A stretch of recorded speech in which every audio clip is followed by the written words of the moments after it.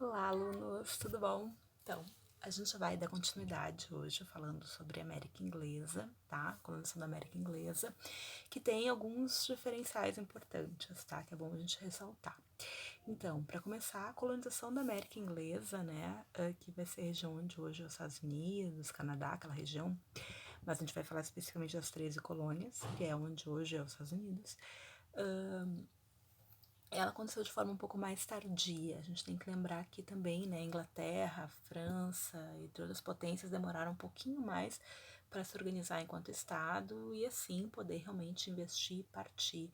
E quando elas já estavam assim meio se organizando, né, conseguindo de fato poder focar para essa perspectiva de buscar também colônias no contexto macro do mercantilismo, o mundo já estava, né, o novo continente já estava, digamos assim, dividido, né, pelo Tratado de Tordesilhas, né, lembrando também que essas potências que a gente está falando, né, elas não estavam nem aí para o Tratado de Tordesilhas, né, então esse tratado, ele foi um tratado, né, pelo qual a América ficou dividida entre Espanha e Portugal, e o Papa, né, que, digamos assim, mediou esse tratado. Essas outras potências disseram, bom, paciência, né, não me lembro de ter visto Deus assinar nada, então a gente também tem direito, vamos tentar conquistar esses espaços, certo?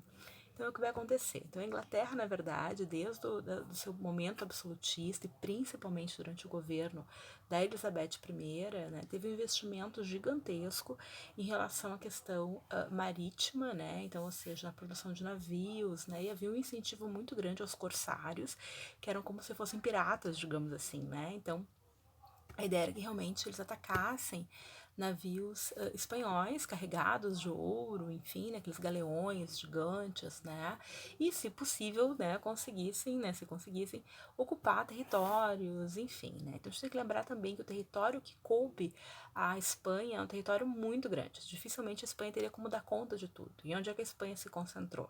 Se concentrou onde havia de fato, né, descoberto ouro e prata, e as demais regiões, enfim, né, acabaram, digamos, ficando um pouco ao Deus dará, porque não havia nem gente suficiente para poder colonizar todo esse espaço. E é aí que as potências como Inglaterra, França e Holanda vão tentar, então, né, o seu lugar ao sol, digamos, né.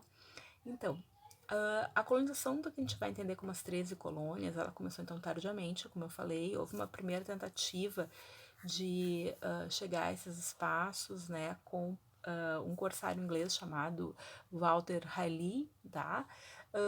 E só que as primeiras tentativas foram completamente fracassadas, principalmente pela reação da população nativa, né, que dizimou todo mundo, basicamente, né, não permitiu que esses espaços, essa primeira colonização desse certo, né, então a grande maioria foi morto, né, e alguns lá desapareceram não, né, foram, né, assassinados, enfim, mortos pela população que ele vivia, tá, pelas populações indígenas que ele vivia. Mais tarde, então, com outras, né, levas, digamos assim, e também com uma série de contextos, né, que a gente vai falar agora, de pessoas que vão acabar vindo, né, para a região, a gente vai ter então a fundação de fato da primeira espaço de colonização, certo? Que vai ser a colônia da Virgínia, em 1607, vai ser fundada essa colônia, e ela é considerada então a primeira das 13 colônias inglesas, tá? E recebe esse nome, Virgínia, em homenagem exatamente à Rainha Virgem Elizabeth I, né? Ela tem esse nome porque nunca casou, né? Então, desse apelido, né? Porque nunca casou. E então, em 1607, ela já tinha falecido, inclusive, foi batizado então como Virgínia, esse primeiro espaço, tá? Então foi um espaço que estava muito vinculado a também formação na Inglaterra de companhias específicas para essa perspectiva de colonização, tá? Então grupos que estavam se organizando para esse comércio, para essa tentativa de ocupação de espaço, enfim, né? Lembrando que este período da Idade Moderna é um período de constituição, de consolidação, de empoderamento da camada da burguesia, né? Então a Inglaterra ela vai ter então essa questão, tá? Então vamos entender as especificidades, né, que fazem com que a colonização da América Inglesa seja chamada de colonização de povoamento. Eu já discuti isso com vocês em outro vídeo, tá? Eu discordo um pouco desses termos, mas por que geralmente quando a gente pensa em colônia de povoamento, a gente pensa especificamente na América Inglesa?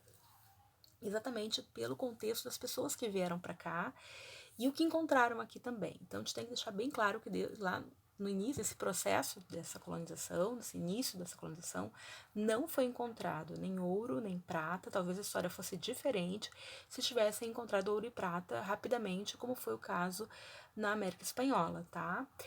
Mas isso não aconteceu, certo? Metais preciosos, enfim, não foi encontrado. E a Inglaterra tinha situações internas que fizeram com que esse grupo que viesse para cá fosse um grupo bem específico.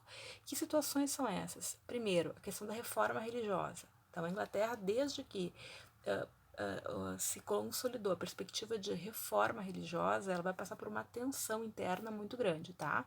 Lembra, eu falei para vocês do Henrique VIII, que criou o anglicanismo, né? Bom, além do anglicanismo, vocês vão ter outros grupos, tá? Que vão ser chamados de grupos puritanos, certo? A gente vai ter um trabalho, uma aula só sobre isso, que a gente vai chamar de Revolução Inglesa, tá? Que são uma série de guerras civis, né? Muito motivadas por questões religiosas, não só, mas tendo também esse cenário das questões religiosas, tá? E a gente vai trabalhar isso com muita calma. Mas só para vocês terem já um primeiro momento, uma primeira ideia, a gente vai ter a criação de várias religiões, né? Vários grupos religiosos diferentes dentro da Inglaterra. A religião oficial, principalmente a partir da Elizabeth I, será a religião protestante anglicana, certo? Que não é muito diferente da religião católica, na verdade. Poucas coisas são diferentes. Beleza. Mas além dela, outras ideias vão chegar e vão surgir. Então, outras religiões, como os chamados quaker, metodistas, presbiterianos, enfim, é uma infinidade. Todos esses grupos que têm ligação com uma ideia calvinista, esses grupos, eles vão ser chamados de puritanos. E desde o início a gente vai ter aí tretas, tá? Entre anglicanos, entre aqueles grupos que ainda persistiam uma perspectiva católica, e os grupos puritanos. Lembrando que neste período a gente não tem uma ideia de tolerância religiosa. A gente tem uma ideia de que o governo é tal, a coroa inglesa oficialmente é tal religião, todo mundo tem que ser, certo? Então, por isso vai dar muita treta, muitas perseguições religiosas. E grande parte dos grupos, então, que vêm para as 13 colônias são grupos que a gente vai chamar de puritanos, que são esses grupos, né, que tem cunho calvinista, tem um vínculo com uma perspectiva calvinista e que vão vir muitas vezes fugidos de perseguição religiosa, certo? Então esse é o primeiro ponto. Outros grupos que vêm também são grupos que a gente vai chamar de excedentes. Este período é um período no qual nós temos uma transformação das ideias e das questões de trabalho, certo? Então, o capitalismo comercial, ele está se consolidando e vai se transformar pouco a pouco ao capitalismo industrial. E para isso, tu tem que ter uma série de mudanças no imaginário, né, e nas formas de uso do trabalho, de exploração do trabalho. E por isso mesmo a gente vai estar tendo uma série de tensões sociais que vai fazer com que muitas pessoas sejam expulsas do campo e não tenham onde trabalhar e não consigam se inserir. Muitos desses grupos, então, vão se tornar marginalizados, né? Vão se tornar, enfim, né? Vão, digamos assim, ser uma mão de obra que sobra, uma mão de obra excedente que não tem onde se inserir e muitos vão acabar fugindo, vão acabar vindo, né, para a América, certo? Então esse é um primeiro ponto de especificidade. Tudo bem? Até aqui tranquilo, pra gente poder entender? Certo, no próximo vídeo a gente dá continuidade, vamos falar de mais algumas particularidades da questão da América inglesa, certo? Então tá, beijo, cuidem-se.